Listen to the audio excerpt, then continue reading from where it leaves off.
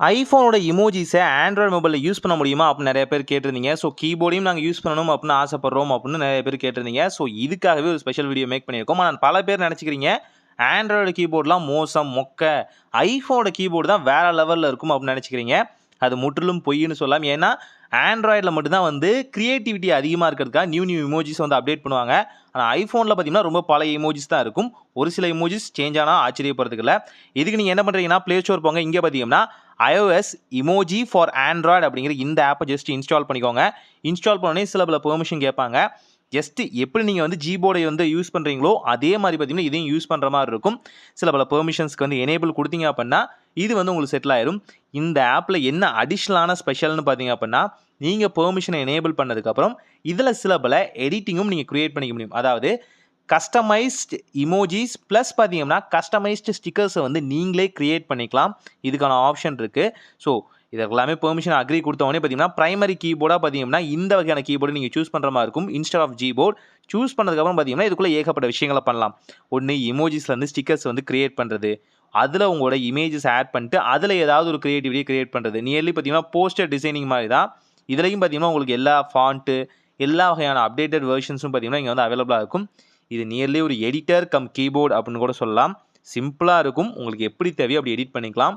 ஆனால் என்ன கொஞ்சம் இப்போ இருக்கிற இந்த லேட்டஸ்ட்டான வெர்ஷனை தாண்டியும் பார்த்தீங்கன்னா கொஞ்சம் டம்மி வெர்ஷனாக இருக்கும். காரணம் பார்த்தீங்கன்னா இந்த ஆப்பை வந்து மோஸ்ட்லி பார்த்தீங்கன்னா பெருசாக எந்த சேஞ்சஸும் பண்ணியிருக்க மாட்டாங்க. ஸோ இப்போ நீங்கள் பார்க்குறீங்க இல்லையா, இதுதான் ஐஃபோனோட கீபோர்டில் இருக்க இமோஜிஸ். ஸோ இந்த இமோஜியும் ஆண்ட்ராய்டு இமோஜியும் பார்த்தீங்கன்னா சிமிலராக தான் இருக்கும். அதுக்கு பெரிய சேஞ்சஸ்லாம் இருக்காது. நியர்லி பார்க்கும்போது டெலகிராமில் பார்த்தீங்கன்னா நீங்கள் வந்து இமோஜிஸ் யூஸ் பண்ணுவீங்க இல்லையா, அதை அப்படியே காப்பி பண்ண மாதிரியே தான் இருக்கும். கூடவே சில பல நியூவான இமோஜிஸ் பார்த்தீங்கன்னா உள்ளே வந்து அவைலபிளாக தான் இருக்கும். அதுக்கெல்லாம் தப்புன்னு சொல்லலை. அண்ட் இங்கே இன்பில்ட்டாக நீங்கள் ஸ்டிக்கர்ஸ் வந்து டவுன்லோட் பண்ணணும்னு நினச்சாலும் அதுக்குமான ஆப்ஷன் இங்கே இருக்குது.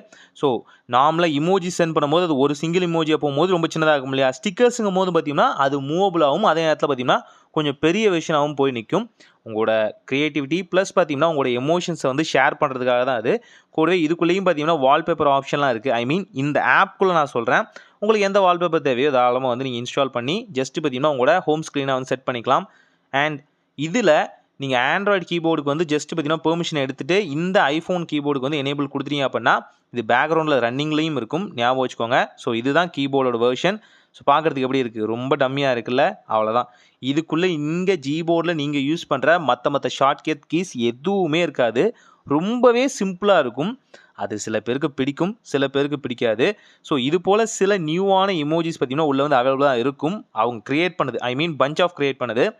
ஆண்ட்ராய்டு பழசை தூக்கி போட்டு புதுசாக அடாப்ட் பண்ணிட்டே இருப்பாங்க. ஐஃபோன் பழசை அப்படியே வச்சுக்கிட்டே இருப்பாங்க. அதனால் சில இமோஜிஸ் உங்களுக்கு வந்து டிஃப்ரென்ஷியேஷன் தெரியலாம். ஆனாலும் மோஸ்ட்லி பார்த்தீங்க அப்படின்னா எல்லாமே பார்த்தது மாதிரி தான் இருக்கும்.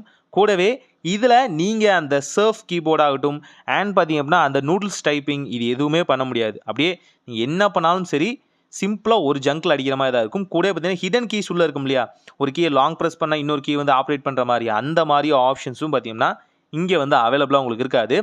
சுருக்கமாக சொல்ல போனால் ருபீஸ் சிம்பிளே உங்களால் அடிக்க முடியாதுன்னா பார்த்தீங்களா, அது டாலர் சிம்பிளில் மட்டும்தான் இருக்கும், யூரோ சிம்பிளில் மட்டும்தான் இருக்கும்.